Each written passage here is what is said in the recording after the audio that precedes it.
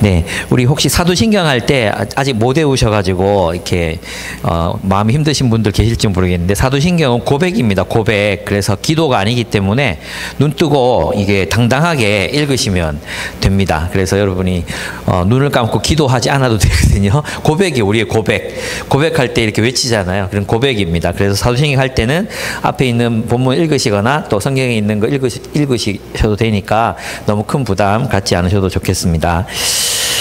오늘은 이제 데살로니가 전서 4장 13절에서 5장 11절까지 그 개인의 죽음과 또 우주적인 종말에 대한 이야기가 이제 이 본문에 나타나고 있습니다. 그래서 이 본문을 가지고 그 두 가지 주제, 즉 인류의 영원한 관심, 죽음과 종말이라는 주제를 간단하지만 한번 다루어 보도록 하겠습니다.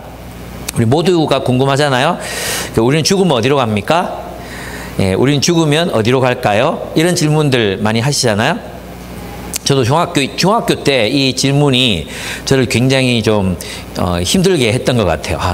무덤에 묻혔는데 사람들은 나를 죽은 줄 알고 이렇게 묻었어. 근데 막 피부가 썩어 들어가고 구데기가 막 밥 먹고 그러는데 나는 막 외쳐도 못 알아. 마치 가위 눌린 것처럼 사람들이 나를 무덤에서 안 꺼내줘. 이런 꿈을 저는 많이 꿨거든요. 그런 꿈 꿔보신 분 한번 손 들어 보십시오. 그런 꿈 꿔보신 분. 나만 꾼 거야? 아닐 텐데. 분명히 있을 텐데. 아니면 이런 게 두려웠던 사람 없습니까?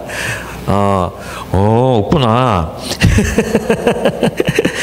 예. 어쨌든 우리는 죽으면 어디로 가는가, 또 어떻게 되는가, 이런 질문들 우리들의 관심사고, 또 하나는 이제 이게 과거에는 크게 우리 현실적인 관심은 아니어서 종말이 온다, 이런 얘기가 그렇게 막 이렇게 피부에 와닿는 그런 주제는 아니었거든요. 근데 지금은 이제 종말이 다가오고 있다는 것을 사실은 이제 하나님을 알지 못하는 사람들이 더 예리하게 지금은 느끼고 있습니다. 이제 기후 변화 때문에 지구 온도가 계속 상승하고 있습니다. 이 끝이 어떻게 될지 모르겠고, 또 바다에 이제 산업화된 그 이제 어업 있잖아요. 이게 굉장히 심각한 문제. 이게 벌목이나 플라스틱보다도 이게 더 심각한 문제인데, 바다에 이제 산업화된 그 이제 어업이 있잖아요. 그것 이제 너무 많은 물고기들을 다 잡고, 특별히 고래나 상어나 큰 물고기들이 잡혀가기 때문에 그 배설물들을 먹고 살아갔던 플랑크톤이 이제 더 이상 생존할 수가 없는 거예요. 그럼 이 플랑크톤이 무슨 역할을 했느냐 하면 지구 대기의 뭐 거의 80% 정도니, 정확하게는 제가 이 기억력이 못해 모르겠는데 어쨌든 굉장히 많은 양의 산소, 이산화탄소를 흡수하고 산소를 생산하는 일을 바다의 플랑크톤이 해요. 그러니까 아마존보다도 더 큰 역할을 하는데, 그런 것들이 이제 언제까지 이 플랑크톤이 이제 그 생존할 수 있을지, 뭐 2050년이나 뭐 이렇게 지금도 이제 거주 가능한 지구로서의, 인간이 거주 가능한 지구로서의 기능을 하기까지가 몇십 년 남지 않았다는 추측과 관측들이 많아지고 있잖아요. 그래서 이게 사실은 종말론은 기독교인들의 이 특별한 그런 사상이었는데, 이 종말에 대해서 오히려 이제는 하나님 알지 못하는 사람들이 더 예리하게 느끼고 이제 화성에 식민지를 건설하겠다, 뭐 이런 얘기들도 나오고, 그 돈으로 지구를 좀 더 깨끗하게 만들, 이런 생각도 들죠. 어쨌든 막 그런 시도들이 이제 일어나고 있는 것이 현실입니다. 그만큼 이제 죽음과 종말이라는 이 주제는 우리를 굉장히 이제 심각하게 생각하게 하고, 그렇게 또 심각성에 빠지게 하는 그런 주제들이고 질문들이라고 할 수 있습니다. 데살로니가 교회도 이 당시에도 이 죽음에 대해서 생각하는 사람들이 있었습니다. 이 데살로니가 교회에는 예수님을 믿고 난 뒤에 죽은 사람들이 있었어요. 근데 이게 순교였는지 아니면 자연사였는지는 본문에 나타나지 않기 때문에 정확하게 말할 수는 없어요. 근데 설교가들이 이제 이것을 제 극적으로 표현하고 싶기 때문에 이제 순교했던 사람도 있었다고 이렇게 이야기는 하는데, 실제로 그랬는지에 대해서는 잘 모르겠어요, 저는. 근데 분명한 것은 예수를 믿고 나서 죽은 사람들이 있었다는 거예요. 근데 그 성도들 중에 일부는 굉장히 낙심했던 것 같아요. 그리스도를 믿다가 죽었는데 굉장히 낙심했어요. 왜 그럴까요? 여러분 이거 질문해 보셨어요? 왜 그들은 그리스도를 믿다가 죽은 사람들 때문에 그렇게 낙심했던 것일까요? 예. 우리 같으면 누군가 우리 조상집에 이제 가잖아요. 그러면 이제 예수 믿다가 돌아가셨어. 그러면 하늘에 천국에 하나님과 함께 계시니까 걱정하지 마세요. 우리 그런 위로를 많이 하잖아요. 그렇죠? 근데 이 당시의 유대인들 그리고 유대인들의 영향을 받은 회당을 다니는 이제 경건한 이방인들 있잖아요. 이 유대인들의 사상에는 내세가 없어요. 깜짝 놀라는 표정들 여러분 찍으시는데 유대인들은 내세를 믿지 않았어요. 죽으면 끝이라고 생각했어요. 그렇기 때문에 어쩌면 이 유대의 영향을 받았던 이 회당에서 이방인들도 죽고 나서 하나님과 함께 그들의 영혼이 안식하고 있다. 뭐 이런 사상, 그런 생각을 아직까지 못하고 있었던 그런 때이기도 했어요. 그러면 이 초대 교회에서 그러면 천국을 혹은 하나님 나라를 어떻게 생각했는가가 본문에서 우리가 엿볼 수 있거든요. 어떻게 엿볼 수 있어요? 하나님 나라는 예수님의 재림, 다시 오신과 함께 이 땅에서 이루어지는 건데, 근데 죽어버렸잖아요. 그러니까 이 사람들 하나님 나라를 못 받는 거지. 하나님 나라에 들어갈 수가 없는 거야. 그렇게 생각하니까 너무 슬픈 거예요. 그래서 사도 바울이 그들의 잘못된 생각을 이제 교정시켜 주기 위해서 데살로니가 전서에서 이 이야기들을 하는 것입니다. 사실 있잖아요. 우리가 죽으면 이제 천국 간다 이런 얘기를 많이 쓰잖아요. 죽으면 천국 간다 이 이야기를 많이 쓰는데 그 이야기는 사실 초대 교회 사람들이나 또 유대인들은 죽어서 가는 천국에 대한 개념은 갖지 않았어요. 그럼 언제 이런 죽어서 천국에 간다는 개념이 생겼느냐 하면 이제 4세기경부터 이제 그리스 철학을 이제 기독교에 접목하면서부터 생겨난 결과예요. 그래서 천국 간다, 극락 간다 이런 개념은 플라톤의 영향을 받은 거고, 특별히 한국 사람들은 불교의 영향을 많이 받았다고 할 수 있습니다. 그건 조금 이따가 또 이야기하면서 살펴보도록 하겠습니다. 그렇습니다. 그래서 바울은 이제 이 질문, 그럼 예수 믿다가 죽은 사람들은 그러면 하나님 나라를 못 보고 구원받지 못하는 건가요? 그냥 끝난 건가요? 이런 질문에 대해서 이제 답변을 하는 것입니다. 그래서 바울은 예수 그리스도 안에서 죽은 자들로 인해서 데살로니가 성도들이 낙심하기를 원하지 않았습니다. 그래서 바울은 예수 안에서 죽은 자들의 운명과 또 종말이 어떻게 다가오는가를 밝히 가르쳐서 그들을 위로하고 빛의 자녀답게 살 것을 격려하려고 합니다. 그래서 본문은 세 부분으로 나눌 수 있어요. 크게는 두 부분, 작게는 이제 세 문단으로 나눌 수 있는데, 첫째는 4장 13절에서 18절이에요. 이것은 그리스도인의 죽음에 대한 태도에 대해서 가르칩니다. 그리스도인의 죽음에 대한 태도. 그 다음에 5장 1절에서 8절은 그리스도인의 종말에 대한 태도를 가르칩니다. 종말에 대한 태도. 그 다음에 5장 9절에서 11절은 그래서 이제 그리스도인은 현실 어떻게 살아야 되는가, 그리스도인의 현실에 대한 태도를 가르치고 있습니다. 먼저 4장 13절에서 4장 18절을 한번 살펴보겠습니다. 그리스도인이 죽음을 어떻게 대할 것인가, 죽음에 대한 태도는 어떠해야 하는가 하는 것입니다. 13절 보시면, 형제 자매 여러분, 우리는 여러분이 잠든 사람의 문제를 모르고 지내는 것을 원하지 않습니다. 이 잠든 사람은 누구겠어요? 죽은 사람이거든요. 그러면 죽은 사람인데 왜 잠들었다고 표현할까요? 죽은 게 아니라 잠들었다고 표현하잖아요. 왜 그렇게 표현할까요? 살아있다는 뜻입니다. 잠들었다는 이 표현은 그들이 살아있다는 뜻이에요. 살아있다. 그래서 잠들었다고 표현하는 것입니다. 조금 이따가 또 살펴보겠습니다. 우리가 잠들면 우리 의식이 이게 살아있잖아요. 죽은 것 같지만 살아있잖아요. 그것처럼 무덤에 묻혔지만 또는 무덤에 이렇게 들어갔지만 그들이 죽은 것이 아니라 살아있다. 하나님과 함께 살아있다. 그렇게 이제 이야기하기 위해서 바울이 이런 표현을 씁니다. 그래서 그리스도인은 죽어도 삽니다.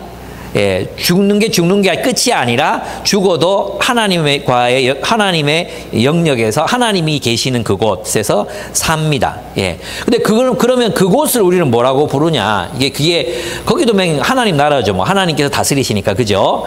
맞죠? 그런데 그 영혼이 이제 예수님께서 딱 한 번 그곳이 어떤 곳인지를 딱 한 번 얘기하신 적이 있어요. 그게 뭐냐면 이제 두 강도 사이에서 예수님 돌아가셨을 때 오른편에 있는 강도가 이제 당신의 나라에 임할 때 나를 기억해 주십시오. 이렇게 간청을 드리잖아요.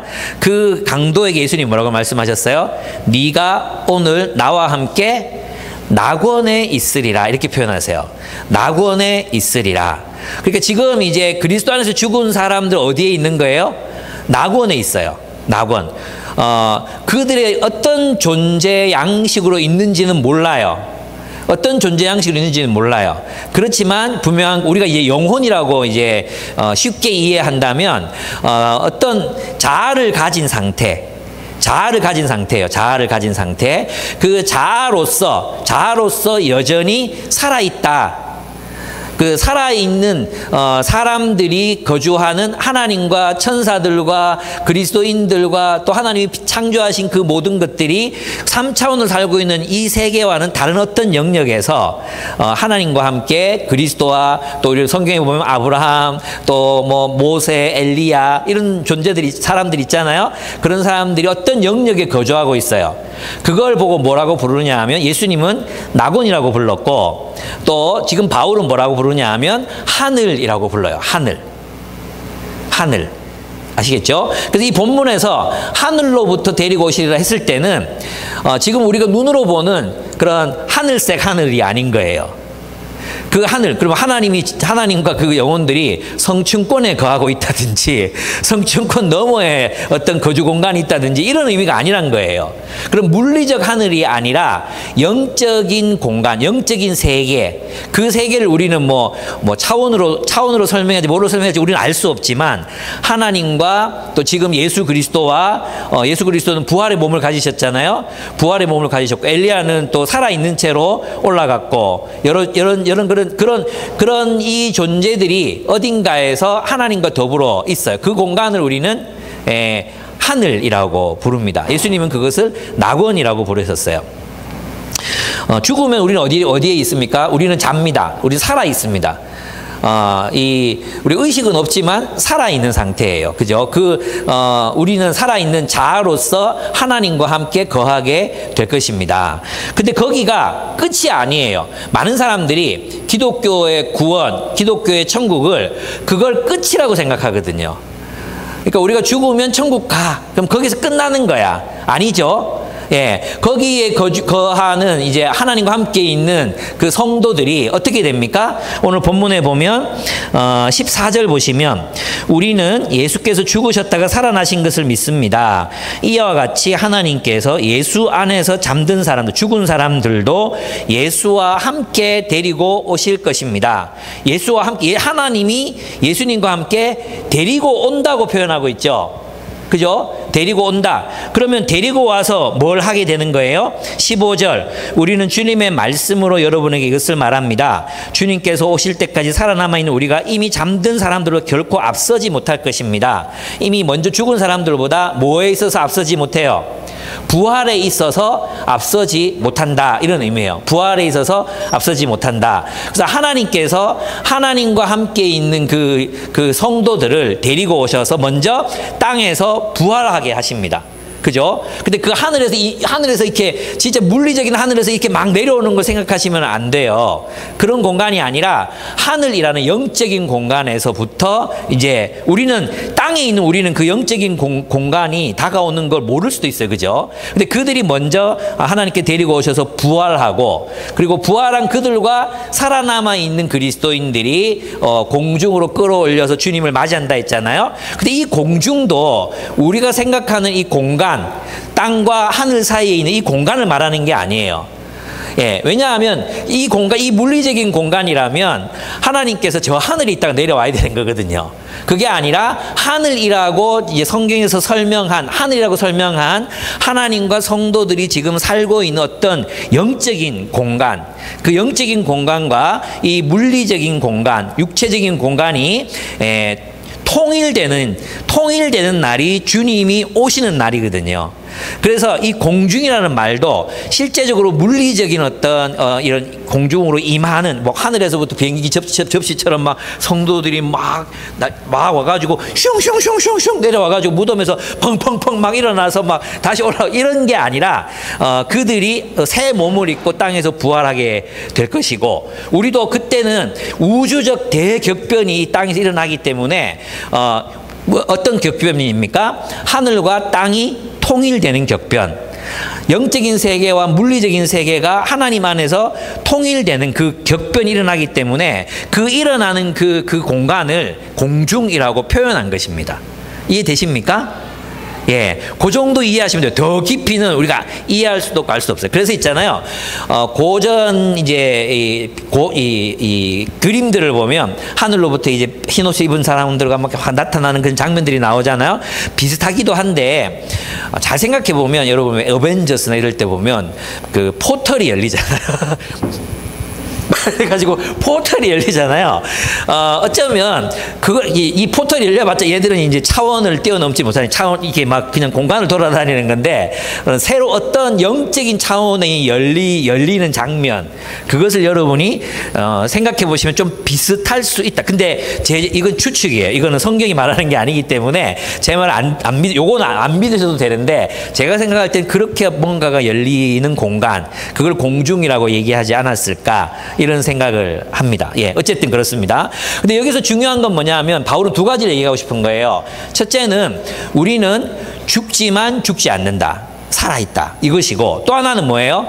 예수가 부활한 것처럼 그들도 부활한다. 죽었으나 끝이 아니라 새로운 시작이 있다는 것입니다. 그러면 이제 중요한 게 뭡니까? 부활이잖아요. 부활. 여기 본문에 보면 예수께서 죽으셨다가 살아나신 것을 믿습니다. 이렇게 돼 있잖아요. 그럼 이 예수님이 부활하신 것처럼 우리도 부활한다는 거예요. 그죠? 그러면 예수님이 어떠한 몸으로 부활하셨는가? 예, 제가 이거 여러분에게 자주 말씀드렸죠. 예수님 어떤 몸으로 부활하셨습니까? 여러분 우리가 하나님 나라를 생각할 때는 반드시 이걸 기억해야 돼요. 연속성과 불연속성. 이걸 생각해야 돼요. 뭐라고요? 예, 그걸 생각해야 돼요. 예수님의 몸을 보십시오. 예수님의 몸. 부활하신 몸. 부활하셨잖아요? 그런데 예수님의 몸에 뭐가 있었어요? 못자국이 있었어요. 그죠? 또 허리에는 창자국이 있었어요. 그죠? 예수님이 왜 그걸 일부러 그때 보여주셨는지 모르겠지만 어쨌든 손에 손자국과 손에 못자국과 허리에 창자국이 있었어요. 그건 무슨 말입니까? 이 부활하기 전의 몸과 연속성이 있는 거예요. 연속성. 이해됩니까? 그리고 예수님께서 부활하셔서 제일 처음 하신 일이 뭐예요? 요리하셨어요. 요리. 예, 아니 요리하기 전에 뭘 하셨나? 낚시하셨어요. 낚시. 그래서 낚시는 고상한 취미라는 걸 여러분에게 말씀드리고 싶습니다. 예수님의 취미셨습니다. 낚시하셔서 고기를 낚으셨어요. 제 생각에는 아마 또 물고기 3마리 이런 손에 칙칙칙 붙을 수도 있겠지만 예수님께서 어쨌든 어떤 방법인지 모르겠지만 물고기를 낚으셨고 그 물고기로 요리하셔서 새벽에 아무것도 잡지 못한 제자들을 대접하셨어요. 그렇죠? 또 뭐 하셨어요? 그 물고기를 드셨죠. 먹으셨잖아요. 그러니까 지금 우리가 가지고 있는 이 육체와 연속선상에 있는 몸이에요. 그러니까 이 몸으로 우리는 여전히 우리가 이 땅을 살아가면서 누리고 즐기고 있는 음식들과 요리들, 음악들, 또 그림, 미, 아름다움 이런 것들을 우리는 하나님 나라에서도 또 누리게 되고 왜? 예수님이 부활한 몸이 그것을 누리도록 만들어졌잖아요. 만들어졌다 혹은 뭐라고 말해야 되지? 그렇게 부활한 몸으로 가지셨잖아요. 그렇죠? 근데 또 하나 뭐냐 하면 예수님께서 제자들이 문을 다 닫아놓고 창문까지 다 막아놓고 기도하고 있었어요. 그죠? 제자들이 기도하고 있었는데 그때 예수께서 어떻게 나타나셨어요? 홀연히 나타나셨어요. 문을 열고 들어오신 게 아니라 밀폐된 공간을 홀연히 들어오셨어요. 그것을 보면 분명히 연속적인 몸을 가지셨지만 어떤 차원을 이렇게 넘어서는 그런 몸을 가지셨던 것을 알 수 있습니다. 그죠? 이전 몸과는 다른 몸이었어요. 그래서 예수 그리스도의 몸은 그런 영적인 앞으로 하나님께서 이 세상을 새롭게 창조하실 그 세계를 새 하늘과 새 땅을 살아갈 육체로 부활하신 것입니다. 그 몸을 보고 우리는 우리가 살아갈 그 새로운 세계가 지금과 다르긴 하지만 연속선상에 있는 세계이겠구나 하는 것을 유추해 볼 수 있습니다. 또 하나는 여러분 우리가 이제 그 세계는 어떤 세계냐면 영적인 세계라는 걸 알 수 있는 게 뭐냐 하면 이때 하나님이 이제 성도들을 데리고 오실 때 천사장의 호령, 뭐 천사들 있죠. 그다음에 영적인 세계 이런 세계들이 통합이 되는 게 뭐냐 하면 통합되는 가장 그 최초의 사건이 오순절날 성령께서 마가 요한의 다락방에 임하신 거예요. 예, 성령은 하나님의 영이시잖아요. 그 하나님의 영이신 그분께서 사람들의 육체에, 사람들의 사람들의 몸된 공동체에 함께 살아가시기 위해서 그 몸으로 임하신 것입니다. 그래서 그 영적인 세계와 이 물질적인 세계의 통합이 이미 예수 그리스도 이후로부터 계속해서 발생하고 있는 거예요. 그러면서 이제 구약 성경을 보면 하나님께서 어떤 약속을 하셨습니까? 어떤 약속을 하셨습니까? 하나님이 오신다는 거. 하나님이 오신다. 무엇하러 오십니까? 심판하러 오시는 거예요. 심판하시고 또 무엇하러 오십니까? 하나님의 정의와 공의의 나라를 세우시기 위해서 오시는 거예요.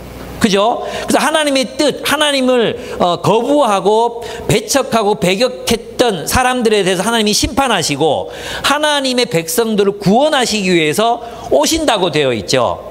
우리가 어디로 간다고 되어 있는 게 아니라 하나님이 오시는 것입니다. 하나님이 이 땅으로 오십니다. 왜? 우리를 통치하시기 위해서, 심판하시기 위해서 오신다는 것이 바로 하나님의 구원이라고 그렇게 설명이 되어 있습니다.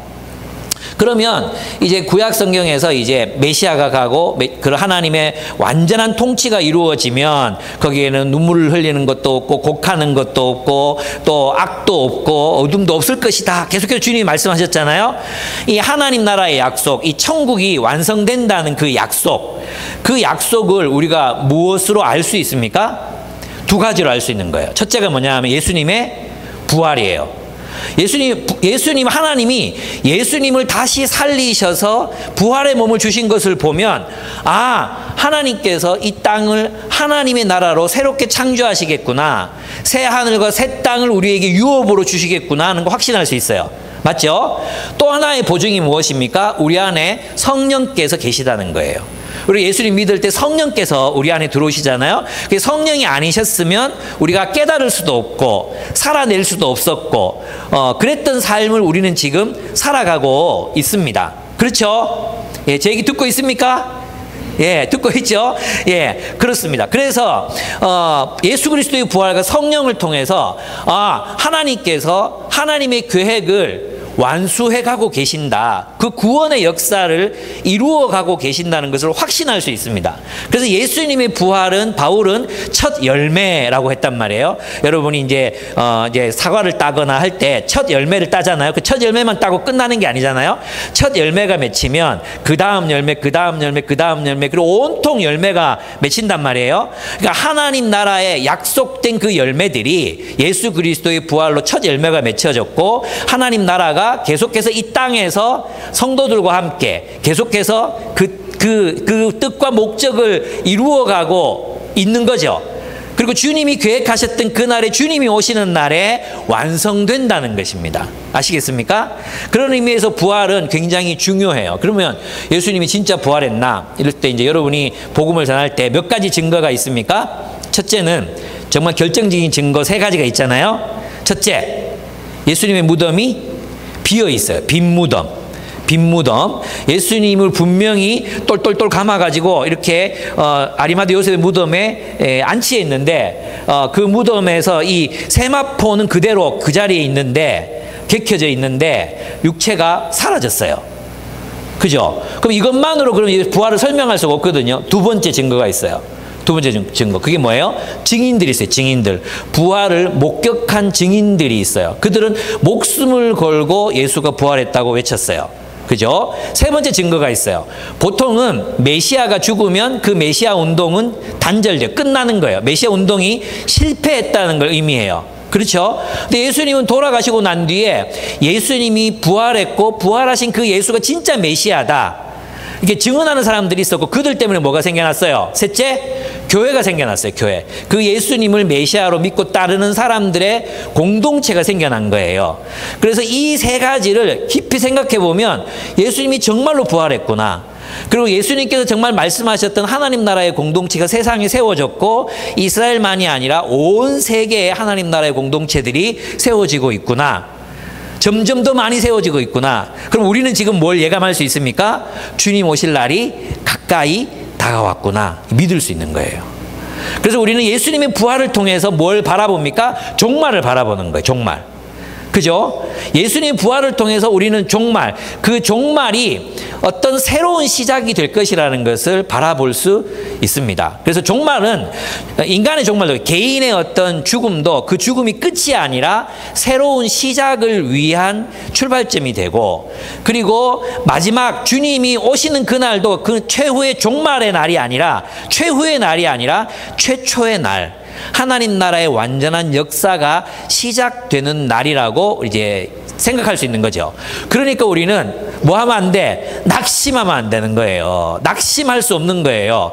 예, 사람이 죽었기 때문에 낙심할 수 없는 것도 있지만 또 한편으로 생각해 보면 이 세상이 아무리 악에 찌들고 또 교회들이 연약하고 힘들어 보이고 또 점점점 이렇게 뭐 이런 우리가 불가항력 이런 지구의 온 지구의 파괴나 이런 것들이 불가항력적으로 보이지 않습니까?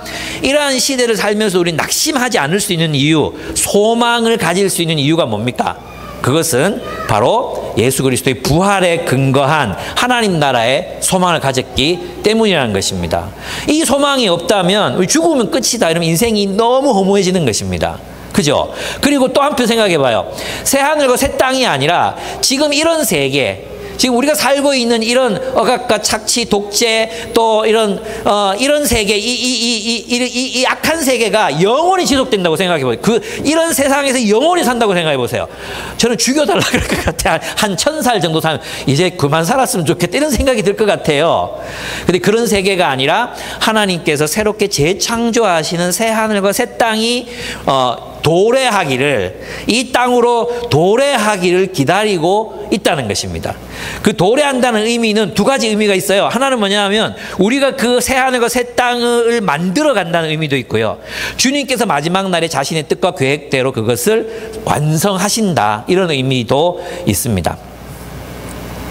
그래서 우리는 이제 절망하지 않아도 된다고 사도 바울이 우리들에게 가르치고 있습니다. 그래서 우리는 이제 여기서 본문에 보면 이렇게 돼 있죠. 15절을 보시면 우리는 주님의 말씀으로 여러분에게 이것을 말합니다. 주님께서 오실 때까지 살아남아 있는 우리가 이미 잠든 사람들보다 결코 앞서지 못할 것입니다. 무엇에 앞서지 못한다는 거예요? 부활에 앞서지 못한다는 의미입니다. 그리고 16절 주님께서 호령과 천사장의 소리와 하나님의 나팔 소리와 함께 친히 하늘로부터 내려오실 것이니 그랬잖아요. 근데 이것을 저 하늘, 뭐 우주선 비슷한 어떤 게 내려온다고 생각하시면 안 된다 그랬죠. 이 하늘은 하나님이 계시는 초월적 영역이기 때문에 그래서 하늘로 표현한 거예요. 그리고 앞에 있는 것들도 호령, 이것은 명령이거든요. 명령, 하나님의 큰 명령 소리인 거예요.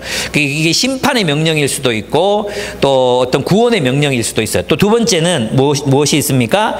천사장의 소리가 있다 그랬죠. 소리가 이제 이 부름이에요. 부름. 천사장이 불러요. 사람들을 부르는 거예요. 그리스도인들을 부르는 거죠.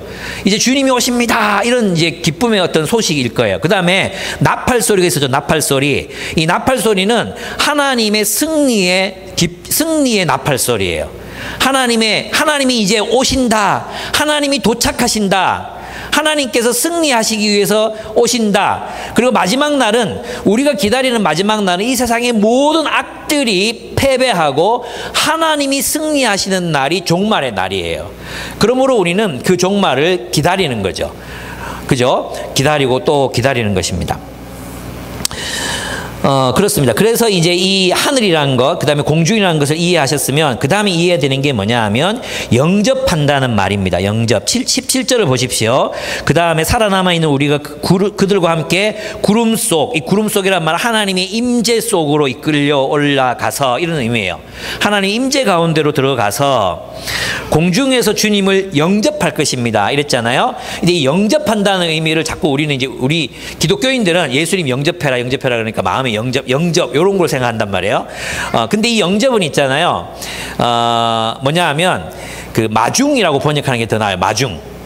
마중을 나가잖아요. 우리가 마중을 나가면 그분을 모시고 우리 집으로 이렇게 데리고 오잖아요. 그런 장면을 생각하시면 돼요. 이 영접이라는 단어는 원래 전문적인 용어예요. 그 집에 사람을 초대할 때 내가 이제 누구를 이렇게 명훈 형제를 집으로 초대합니다. 이때는 영접한다는 단어, 헬라어 단어, 이 단어를 안 썼어요. 이 단어는 언제 쓰던 용어냐 하면 어떤 한 나라가 다른 나라를 정복했어요. 그럼 왕이 그 정복한 나라를 가볼 거 아니에요. 왕이 가잖아요. 그럼 이 도성에 있는 모든 주민들이 다 나와서 이 왕을 맞으러 가는 거예요. 그럼 맞으러 가서 거기서 영원히 삽니까? 그 왕을 모시고 다시 우리 자기들이 살던 성으로 들어오잖아요. 그게 영접이에요. 그래서 있잖아요. 우리가 주님, 부활한 사람들, 그 다음에 그때까지 살아남아 있었던 그리스도인들이 주님을 영접하고 우주적 대격변을 통해서 일어난 새 하늘과 새 땅에 우리가 안착해서 영원히 함께 살게 된다는 것을 의미해요. 무슨 말인지 아시겠죠? 그래서 여러분이 천국을 생각할 때 완전히 있잖아요. 뭐 영혼들만 꼬물꼬물거리며 사는 어떤 공간이라든지 모든 건물이 금으로 되어 있어서 번쩍번쩍거리는 공간이라든지 거기에는 짐승도 없고 뭐 동물도 없고 식물도 없고 그냥 뭐 금이랑 사람밖에 없어. 나는 안 가고 싶어. 여러분 거기 가고 싶습니까? 그런 데가 천국이 아니에요. 천국은 뭐냐 하면 연속성과 불연속성이 있다 했잖아요. 예수 그리스도의 몸이 보여주는 것처럼 그것처럼 이 자연이 주님의 원래 의도대로 자연이 회복되는 걸 말해요. 회복된과 동시에 하나님이 원래 의도하셨던 대로의 문화가 완성되는 것을 의미하는 것입니다. 하나님이 창조사역을 누구에게 맡기셨어요?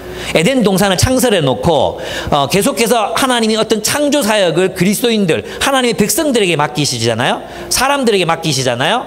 그 사람들을 통해서 하나님의 창조가 계속해서 과학의 발전, 또 문학의 발전, 예술의 발전, 음악의 발전 이런 발전들로 계속 나타났다면 이게 뭐냐 하면 하나님이 인간들과 동역하셔서 만들어낸 문화적인 하나님의 작품들이라는 것입니다. 그러면 우리가 주님의 날에 우리가 들어가게 될 하나님 나라에서 우리는 바하의 음악을 들을 수 있을까 없을까요? 내가 이게 자주 얘기했죠. 바하의 음악을 들을 수 있을까 없을까요? 바하가 크리스찬이 아니에요. 크리스찬이죠. 모릅니까? 이 정도로 무식합니까? 핸델, 메시아, 핸델은 크리스찬입니까? 그럼 우리가 거기서 핸델의 메시아는 들을 수 있을까 없을까요? 있죠. 핸델이 거기서 노가다 하겠습니까? 핸델이 거기서 택시 운전하겠습니까?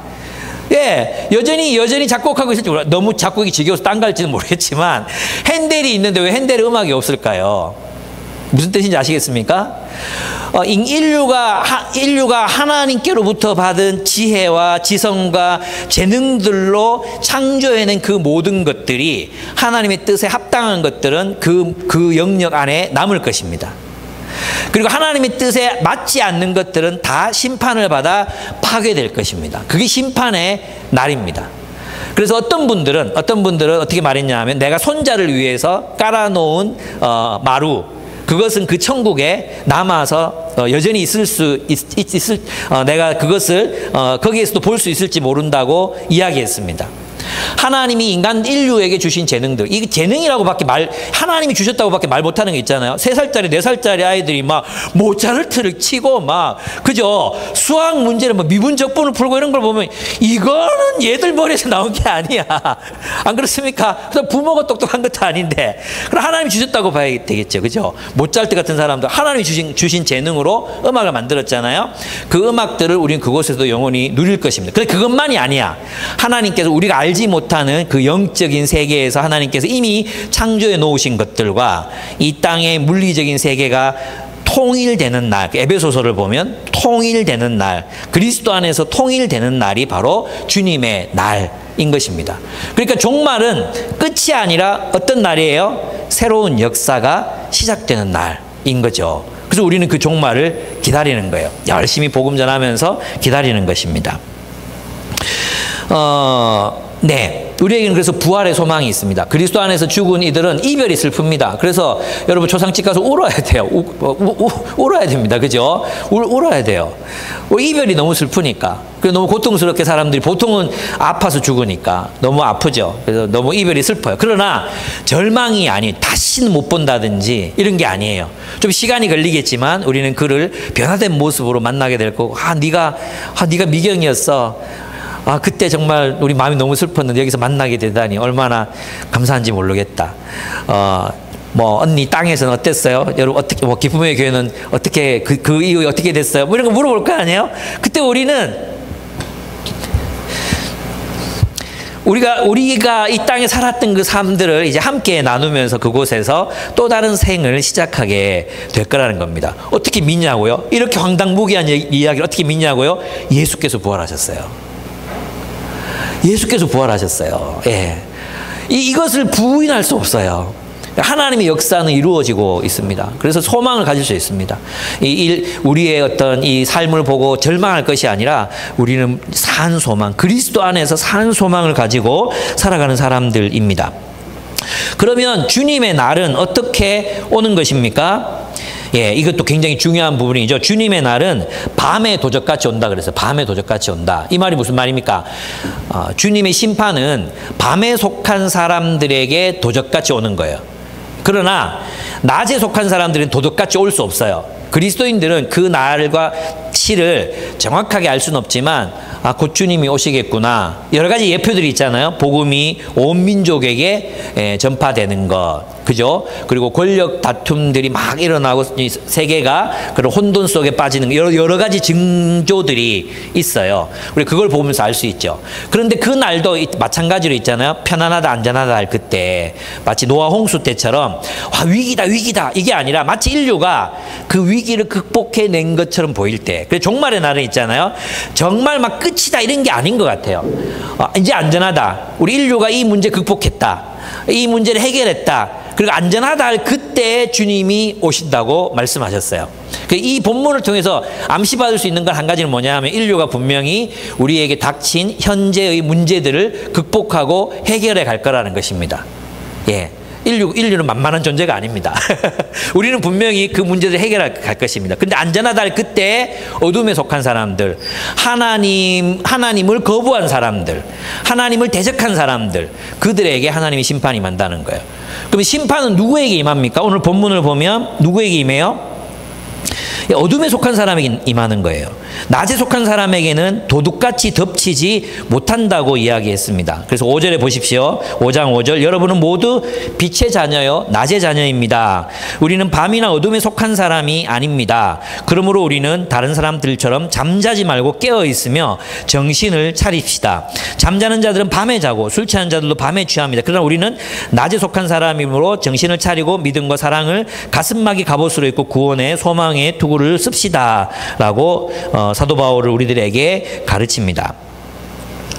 여러분, 그러면 이제 4절에서 7절에서 보여준 것처럼 우리가 모두 빛의 자녀요 낮의 자녀이기 때문에 우리는 깨어 있어야 된다고 이야기했잖아요. 깨어 있어야 돼요. 깨어 있는 게 뭘까요? 주님, 우리가 깨어서 낮에 속해서 살아간다, 밤에 속해 살아간다. 이것은 무슨 뜻일까요? 예, 빛의 자녀이기 때문에 우리는 빛을 따라 살잖아요. 빛을 따라. 그 빛이 무엇이죠? 예수 그리스도이십니다. 예수 그리스도. 그리고 그리스도의 말씀, 하나님의 말씀이라고 할 수 있어요. 깨어있는 사람은 빛 가운데 살아가요. 하나님의 말씀 가운데 살아가는 사람들이 바로 깨어있는 사람입니다.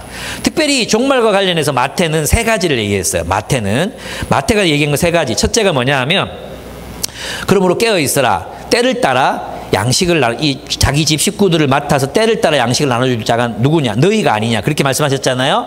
그럼 첫째 깨어있는 삶은 뭐예요? 말씀으로 격려하는 삶이에요. 말씀을 나누어주는 삶. 그 깨어있는 사람 어떻게 사느냐? 사람을 길러요. 사람을 격려해요. 오늘 본문에는 바울은 뭐라 그랬어요? 마지막 절에 보면 11절에 보면 서로 격려하라. 덕을 세우라 그랬죠. 이 격려하고 덕을 세운다는 말이 뭐냐면 덕을 세운다는 말이 어떤 뜻이냐 하면 사람을 세운다는 뜻이에요. 사람을 세운다. 그러면 마태가 이야기했던 건 뭐죠? 말씀으로 사람을 세우는 삶. 그게 깨어있는 삶이에요.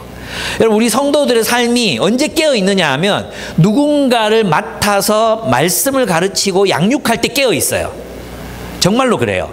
그래서 그리스도인들은 항상 사람을 섬기는 사람이어야 하는 거예요. 사람을 돌보고 그 사람에게 하나님 말씀을 가르치고 복음을 전하고 이런 삶을 살아야 돼. 두 번째 그 마태가 이야기한 게 있었죠. 그게 뭐예요? 열처녀 비유였죠. 그건 뭐냐 하면 현재에 주어진 소명을 따라 사는 거였어요. 항상 준비되어 있는 삶. 지금 내게 맡겨진 삶의 자리에서 그리스도인으로서 살아가는 삶. 언제 주님이 오셔도 부끄럽지 않을 그런 인생을 사는 거겠죠. 세 번째는 뭐였어요? 달란트 비유가 있었죠. 달란트 비유. 그게 말하는 게 뭐예요? 이 달란트 비유는 이 금 한 달란트, 두 달란트, 다섯 달란트 누구 거예요? 주인 거잖아요. 그죠? 그래서 주인의 나라를 위해서 열심히 일하는 삶. 그게 뭡니까? 사역이죠. 사역. 그게 이제 본문에서 말하는 믿음의 역사라고 얘기할 수 있습니다. 믿음의 역사. 우리가 예수를 그리스도로 왕으로 믿기 때문에 그를 위하여 살아가는 삶의 증거들이 있어야 돼. 깨어있는 사람은 하나님 나라를 위해 산다는 거예요. 깨어있는 사람은 항상 하나님의 나라를 위해서 살고 있어. 그게 믿음의 역사야. 그리고 깨어있는 사람은 하나님께서 원하시는 삶을 살아. 그게 뭐야? 사랑의 삶이야. 사랑의 삶. 그리고 깨어있는 사람은 이 하나님 나라에 대한 소망을 잊지 않고 이걸 버리지 않고 믿음 가운데 살아가는 사람들을 그리스도인이라고 하는 것입니다. 그래서 이제 예수께서 말씀하셨던 것을 바울의 언어로 옮기면 믿음의 역사. 데살로니가전서 1장에 나왔잖아요. 믿음의 미니스트리. 믿음으로 그리스도를 위해서 행하는 일, 사랑의 수고, 노예들의 수고처럼 우리가 서로를 사랑하기 위해서 수고하는 거예요. 여러분 노동하잖아요. 직장에서 일하잖아요. 그 왜 노동합니까? 왜 사랑의 수고를 합니까? 그렇죠. 예, 사랑이죠, 사랑. 사랑하기 위해서 수고한다 그랬죠. 그래서 여러분이 직장에서 무시당하고 멸시받고 모독당하면서도 열심히 일하는 이유가 뭐냐? 사랑을 하기 위해서, 사랑을 하기 위해서. 그래서 사랑의 수고, 그 다음에 소망의 인내. 이렇게 이제 바울은 그것을 표현했던 것입니다. 그래서 우리는 빛의 자녀로 살아야 돼. 근데 있잖아, 많은 사람들이 또 이렇게 생각해. 빛의 자녀, 낮에 속한 사람, 빛 가운데 살아야 돼. 이렇게 살면 그러면 구원 받습니까? 이렇게 얘기해. 그럼 어둠 속에서 살면 구원 못 받습니까? 이런 얘기를 해. 많은 사람들이 있잖아. 빛의 자녀로 사는 그 삶에 대한 대가로 마치 구원이 주어지고 천국이 주어지는 것처럼 생각해요. 그게 아니에요.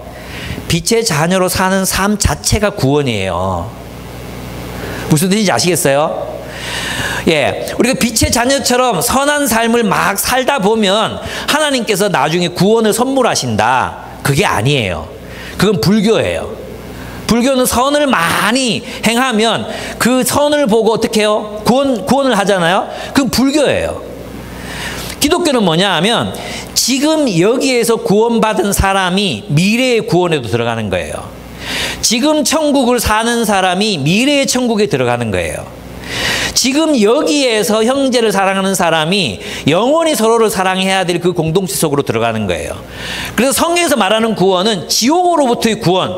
지옥이란 말 자체가 나오지 않아요. 지옥으로부터의 구원이야. 갈라디아서 1장 1절을 보면 뭐라 그랬어요? 이 세대로부터 그리스도께서 십자가에 못 박혀 우리를 위하여 죽으신 것은 이 세대, 이 악한 세대, 죄와 탐욕이 지배하는 세상으로부터 우리를 구원하셔서 하나님의 나라로, 바울의 용어로 빌리면 어두움의 나라에서 낮의 나라로, 예, 흑암에서 빛의 자녀로, 어둠의 자녀에서 빛의 자녀로. 이게 뭐예요? 이미 구원을 받은 거예요. 빛으로 살아가는 사람이 후일 주님이 나라 오셨을 때 하나님이 태양이 되셔서, 하나님 빛이 되셔서 온 세상을 비추기 때문에 거기에는 해가 없더라. 그 태양 없는 세상, 하나님이 빛이 되시는 그 세계에서 살아갈 자격을 누가 얻느냐? 지금 빛의 자녀로 살아가는 사람. 지금 빛의 자녀로 살아가는 삶이 계속 연속되는 것이지 빛의 자녀로 살았던 삶에 대한 보상으로 이게 주어지는 게 아니란 말이에요. 구원이 뭡니까? 그래서 지금 있잖아요. 여러분이 내가 어떻게 하여 구원을 얻습니까? 그 이야기는 뭐냐면 지금 구원 받고 있어야 되는 거예요. 제 말 이해했습니까? 지금 여러분은 구원을 받고 있어야 돼요. 빛의 자녀로서의 삶을, 내가 어둠의 자녀이지만 내 속에 어둠이 많지만, 내 속에 어둠이 많아. 그렇지만 그 어둠을 극복하고 계속 빛으로 나아가는 여정이 우리에게 있어야 되는 거예요. 지금 내가 빛의 자녀이기 때문에 하나님 나를 구원하시는 거예요. 빛의 자녀이기 때문에 구원을 하시는 거예요. 그게 그 자체가 구원이에요. 그 자체가. 이걸 여러분이 좀 아셨으면 좋겠어요. 예, 자꾸 뭘 가지고 이걸 뭐 공로냐, 행위 구원이냐, 그게 아니라 그냥 하나님, 우리 예수 그리스도를 믿고 그분이 원하시는 삶을 사는 삶 그 자체가 구원이고, 그 삶이 영원히 이어지는 것이 영생이란 말이에요. 영생. 예. 질문 있는 사람 손 들어보세요. 예, 여기에 더 이상 질문이 없기를 바랍니다. 그렇습니다. 그래서 이제 5장 9절에서 11절을 보면 그리스도인 현실에 대한 태도가 나오는 거죠. 그건 뭐냐 하면, 주님은 있잖아요. 우리가 심판의 날을 두려워할 필요가 없어. 왜냐하면 우리에게 진노하시기 위해서 하나님 심판하시는 것이 아니라 우리를 구원하시기 위해서 심판하신다. 이거예요. 그래서 여러분, 우리는 종말을 두려워하실 필요가 없어요. 주님이 우리를 구원하시기 위해서 심판하시는 거거든요. 그래서 종말은 구원을 위한 날이요, 새로운 시작을 위한 날이라는 것입니다. 그러면 이제 주님께서 우리를 위하여 죽으신 이유가 나옵니다. 10절 보시면 그리스도께서 우리를 위하여 죽으신 것은 우리가 깨어있든지 자고 있든지, 깨어있든지 뭐예요? 살아있든지 자든지 죽었든지 상관없어. 우리는 있어도 그리스도와 함께 살고, 죽으면 우리의 영혼이라고 불리는 어떤 존재가 그리스도와 함께 살아요. 우리는 죽는 순간부터 그분과 함께 있어요. 그러니까 염려하지 말아라는 거예요. 염려하지 말아라. 그리스도는 어떤 존재입니까? 죽음도 두려워하지 않아요. 왜냐하면 죽는 게 아니라 새로운 시작이거든요. 네, 새로운 시작이 열리거든요. 그럼 왜 그렇게 하셨습니까? 살든지 죽든지 그리스도와 함께 살고 있는 삶, 그게 천국이고 그게 구원이야. 그리스도와 함께 하는 삶, 그거예요.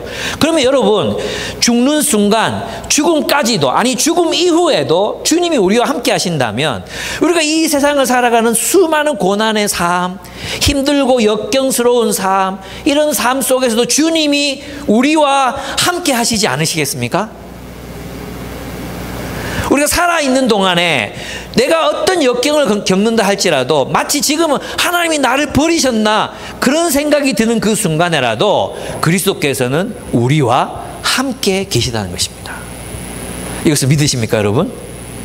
두려워하지 마십시오. 우리는 그리스도와 함께 살면 됩니다. 주님이 우리를 위해서 왜 죽으셨는가? 우리와 함께 살기 위해서.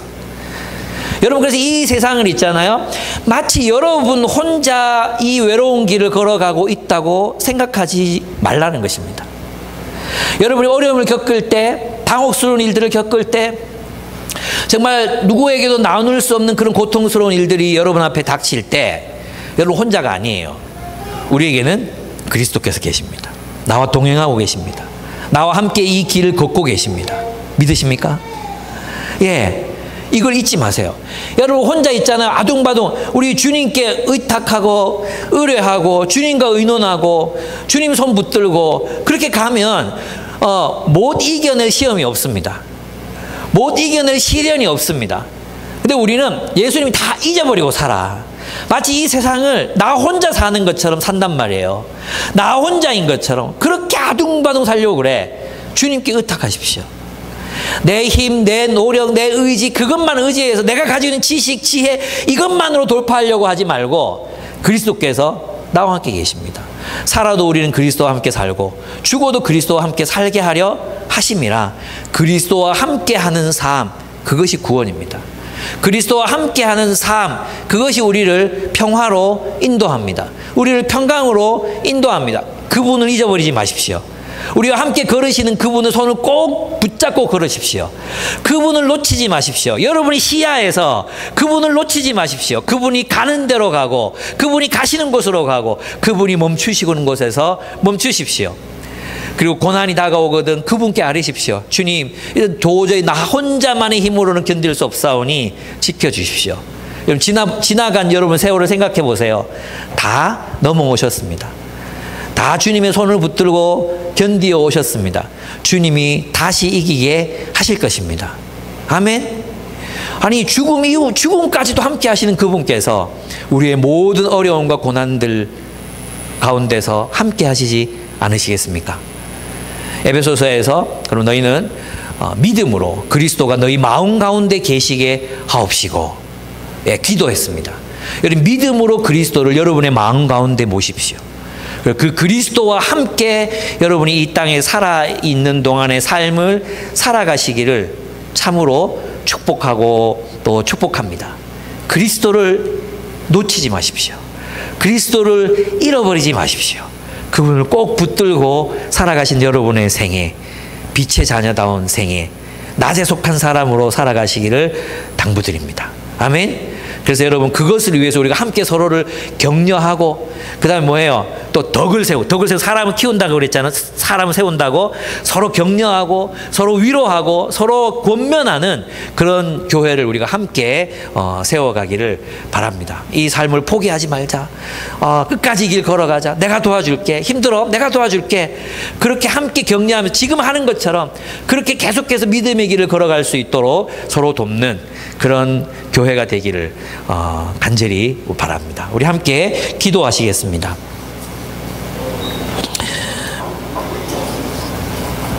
주님이 여러분과 함께 계십니다.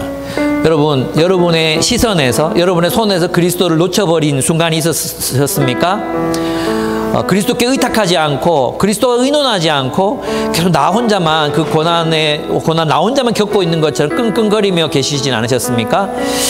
우리 주님, 하나님, 내가 주님을 내 시선에서 잃어버렸습니다. 용서해 주십시오. 또 여러분 소망 없는 자처럼 세상을 살고 계시지 않으셨습니까? 비관하고 비난하고 소망 없는 자처럼. 그럼 우리는 그리스도 안에 소망이 있습니다. 산 소망이 있습니다. 하나님의 뜻과 계획은 반드시 성취될 것입니다. 그 소망, 내가 그 소망 잃어버리고 마치 이 세상의 삶이 전부인 것처럼 불평하고 불만하고 살았습니다. 내가 주님의 소망을 따라 살겠습니다. 그 소망을 잊지 않고 살겠습니다. 주님의 나라 위해서 살겠습니다. 이런 결단을 다시 한번 올려드리는 시간이 되었으면 좋겠습니다. 함께 기도하시겠습니다.